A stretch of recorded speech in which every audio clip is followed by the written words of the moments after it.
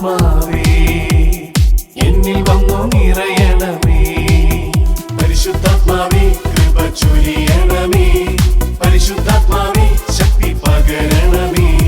പരിശുദ്ധാത്മാവേ കൃപ ചൊരിയണമേ. പരിശുദ്ധാത്മാവേ ശക്തി പകരണമേ.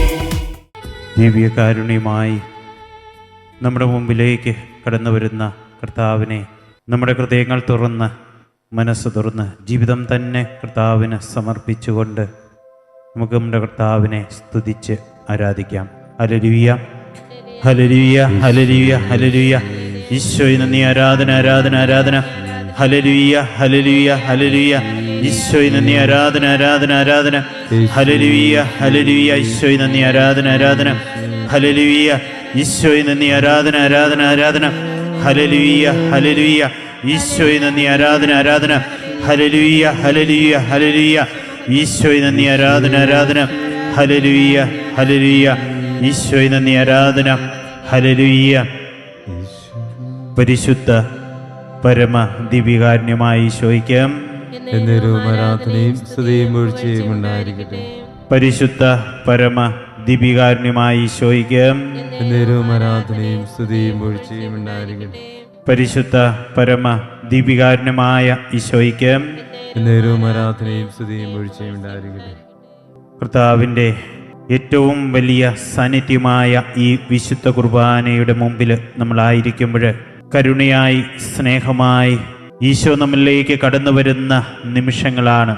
ഈ കരുണയുടെ തിരുമണിക്കൂറിലായിരുന്നു കൊണ്ട് നമ്മൾ കർത്താവിൻ്റെ കരുണയ്ക്ക് വേണ്ടി കേണപേക്ഷിക്കുകയാണ്. നമ്മുടെ ജീവിതത്തെയും ജീവിത സാഹചര്യങ്ങളെയും കർത്താവിന് സമർപ്പിച്ചുകൊണ്ട് ഈശോയെ എൻ്റെ ജീവിതത്തെ അങ്ങ് ഏറ്റെടുക്കണമേ. ഈശോയെ എൻ്റെ ജീവിതത്തോട് നീ കാണിക്കുന്ന കരുണയും സ്നേഹവും അത് ഹൃദയത്തോട് ചേർത്ത് വെച്ചുകൊണ്ട് സ്വീകരിക്കുവാനുള്ള മനസ്സിൻ്റെ വലിയ തുറവി എനിക്ക് നൽകണമേ എന്ന് നമുക്ക് പ്രാർത്ഥിക്കാം.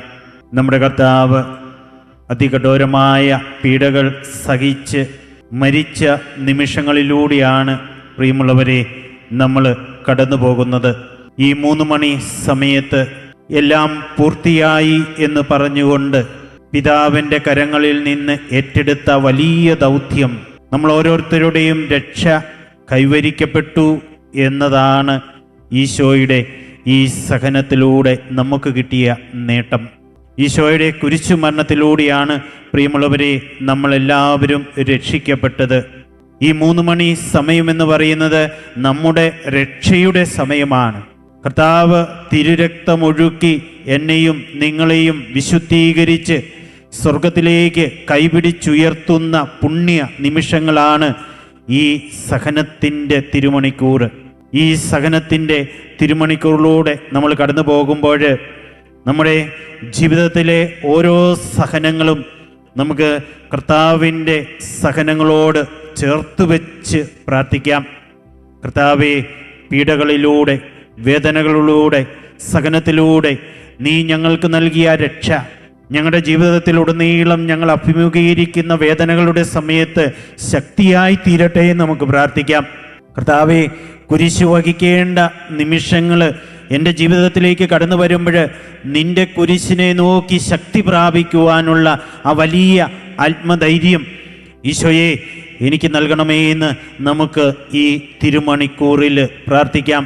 കർത്താവിൻ്റെ കുരിശ് മരണം, ഈശോ സഹിച്ച ആ നിമിഷങ്ങൾ, അതെല്ലാം നമ്മെ രക്ഷിക്കുവാൻ വേണ്ടിയായിരുന്നു.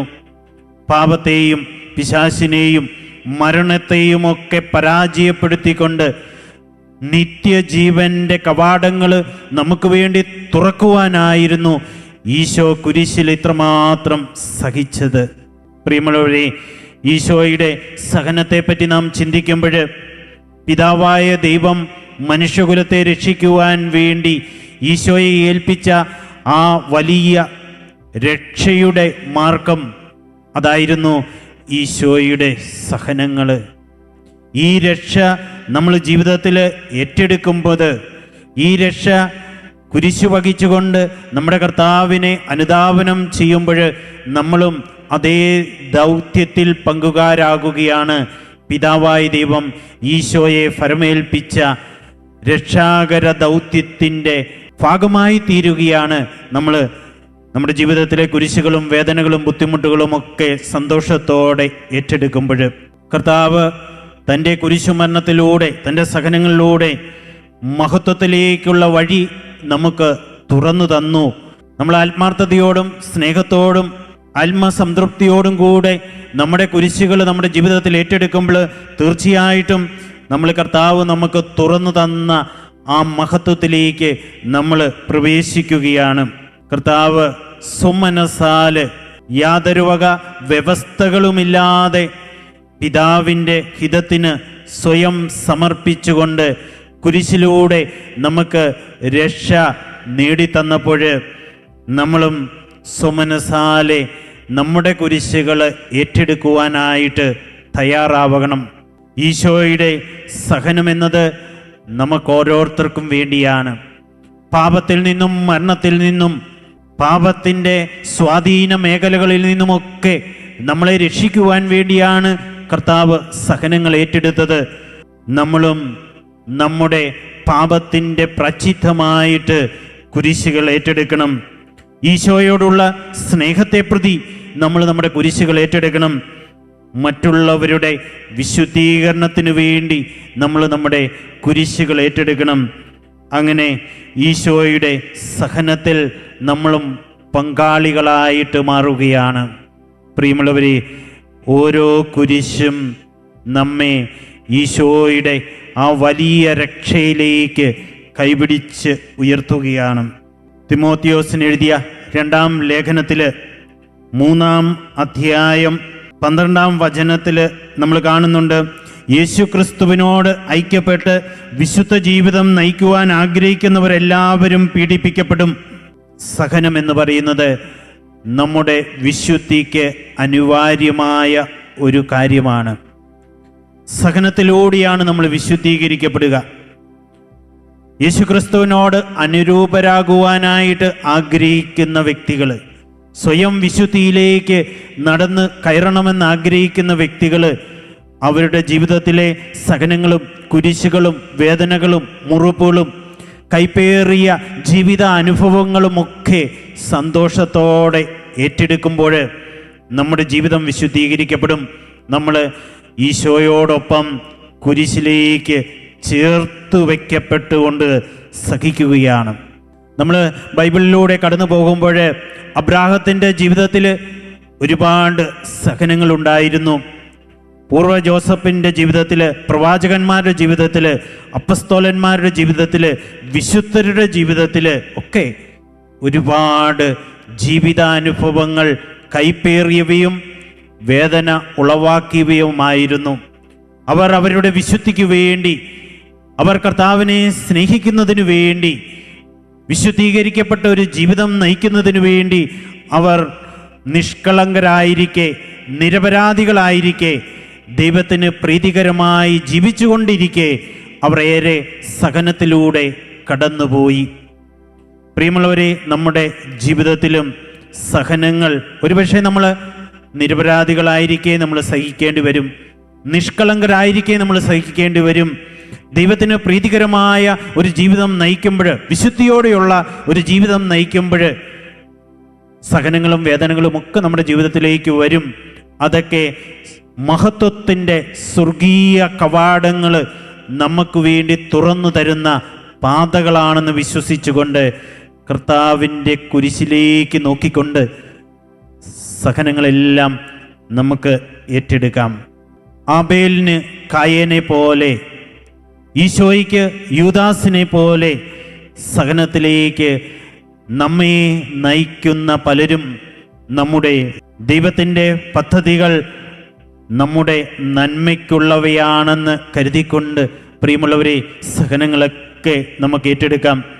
വേദനാജനകമായവ നമ്മുടെ നന്മയ്ക്കായിട്ട് പരിണമിക്കുമെന്ന് വിശ്വസിക്കുമ്പോഴാണ് സഹനത്തിലൂടെ മഹത്വമുണ്ടാകുന്നത്. സഹനത്തെ നമ്മൾ വിമർശിച്ച് കുറ്റം പറഞ്ഞ് സഹനത്തെ ഏറ്റെടുക്കുവാൻ വിസമ്മതിക്കുമ്പോൾ നമ്മൾ കൊട്ടിയടയ്ക്കുന്നത് മഹത്വത്തിൻ്റെ കവാടങ്ങളാണ്. നിത്യജീവൻ നമുക്ക് തുറന്നിരിക്കുകയാണെന്നാൽ സഹനങ്ങൾ ഏറ്റെടുക്കാതെ അതിൽ നിന്ന് അകന്നു പോകുവാനായിട്ട് ആഗ്രഹിക്കുമ്പോൾ ഈ പാതയിൽ നിന്ന് വ്യതിചലിച്ചു പോവുകയാണ് പ്രിയമുള്ളവരെ നമ്മൾ. ഒരുപക്ഷെ ഒരു വാക്കാൽ ദൈവം എൻ്റെ സഹനങ്ങൾ മാറ്റുന്നില്ലെങ്കിൽ, എത്രമാത്രം പ്രാർത്ഥിച്ചിട്ടും എത്രമാത്രം ഞാൻ എൻ്റെ ജീവിതത്തിൽ ഈശോയോട് ചേർന്ന് നിന്നിട്ടും എൻ്റെ രോഗങ്ങൾ മാറ്റുന്നില്ലെങ്കിൽ, പ്രിയമുള്ളവരെ മനസ്സിലാക്കുക, കർത്താവിനൊരു പ്ലാനും പദ്ധതിയുമുണ്ട്.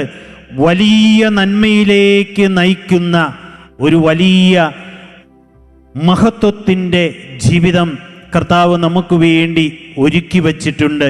ഒരുപക്ഷെ നമ്മുടെ മാനുഷിക ബുദ്ധിക്ക് അതീതമായ ദൈവത്തിൻ്റെ വലിയ ഇടപെടലുകൾ നമ്മുടെ ജീവിതത്തിനായിട്ട് കർത്താവ് മാറ്റിവെച്ചിട്ടുണ്ട്. സഹനങ്ങൾ നമ്മൾ ഏറ്റെടുക്കുന്നത് ഒരു വലിയ പ്രായശ്ചിത്ത പ്രവൃത്തിയായിട്ട് നമ്മൾ കരുതണം. സഹനത്തിലൂടെ വിശുദ്ധീകരിക്കപ്പെടുന്നത്, സഹനത്തിലൂടെ മഹത്വത്തിലേക്ക് കടന്നു വരുന്നത് നമ്മൾ ആർക്കൊക്കെ വേണ്ടി ഈ സഹനങ്ങൾ സമർപ്പിക്കുന്നുവോ അവരുമാണ്. അതുകൊണ്ടാണ് CCC 1435 ഖണ്ഡികയിൽ നമുക്ക് കാണുവാനായിട്ട് സാധിക്കും. ഓരോ ദിവസവും സ്വന്തം കുരിശുമെടുത്ത് യേശുവിനെ അനുഗമിക്കുന്നത് ഏറ്റവും പൂർണ്ണമായ ഒരു പ്രായശ്ചിത്ത പ്രവൃത്തിയാണ് എന്ന്.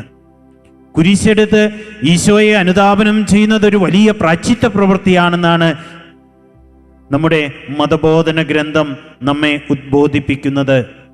നമ്മുടെ പാപങ്ങൾക്ക് വേണ്ടിയുള്ള പ്രായശ്ചിത്തം, നമ്മുടെ പ്രിയപ്പെട്ടവർക്ക് വേണ്ടി, നമ്മുടെ കുടുംബാംഗങ്ങൾക്ക് വേണ്ടി, ശുദ്ധീകരണ സ്ഥലത്തിലെ ആത്മാക്കൾക്ക് വേണ്ടിയുള്ള വലിയൊരു പ്രായശ്ചിത്ത പ്രവൃത്തി തന്നെയാണ്, വലിയൊരു ശുദ്ധീകരണ കർമ്മമാണ് പ്രിയമുള്ളവരെ. ജീവിതത്തിലെ ഓരോ കുരിശുകളും ഏറ്റെടുത്തുകൊണ്ട് കർത്താവിനെ അനുധാവനം ചെയ്യുക എന്നത്. CCC 1460 വീണ്ടും പറയുകയാണ്, നാം വഹിക്കേണ്ട കുരിശിൻ്റെ ക്ഷമാപൂർണമായ സ്വീകരണം പ്രായശ്ചിത്ത പ്രവൃത്തിയാണ് എന്ന്. പ്രിയമുള്ളവരെ, കുരിശുകൾ നമ്മുടെ ജീവിതത്തിലേക്ക് കടന്നു വരുമ്പോൾ, വേദനകൾ നമ്മുടെ ജീവിതത്തിലേക്ക് കടന്നു വരുമ്പോൾ, ബുദ്ധിമുട്ടുകൾ, മറക്കാനാവാത്ത അവസ്ഥകൾ, കൈപ്പേറിയ ജീവിത പ്രശ്നങ്ങൾ, അനുഭവങ്ങളൊക്കെ നമ്മുടെ ജീവിതത്തിലേക്ക് വരുമ്പോൾ നിശബ്ദമായിട്ട് നമ്മൾ സഹിക്കുമ്പോൾ കർത്താവിൻ്റെ വലിയ കരുണയും കർത്താവിൻ്റെ വലിയ സ്നേഹവും നമ്മിലേക്ക് കടന്നു വരുന്നു.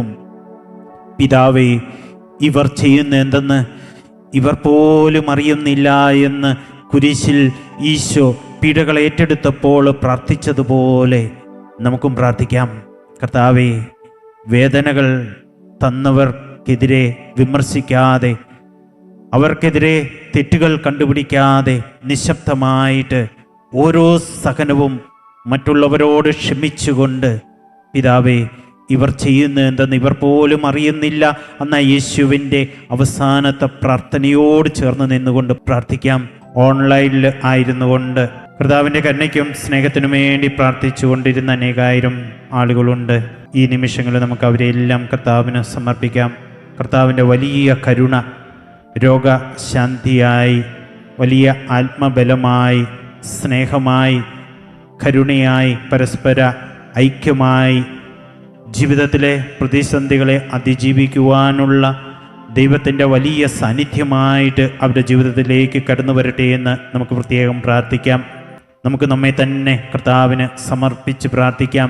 നമ്മുടെ നിയോഗങ്ങൾ ഈ സമയത്ത് കർത്താവിൻ്റെ കരുണയ്ക്ക് മുമ്പിൽ സമർപ്പിച്ച് പ്രാർത്ഥിക്കാം. കർത്താവിൻ്റെ സ്നേഹവും കരുണയും നമ്മളിലേക്ക് ഒഴുകുവാനായിട്ട് പ്രാർത്ഥിച്ചുകൊണ്ട് നമുക്ക് സമാപന ആശീർവാദം ഏറ്റുവാങ്ങാം.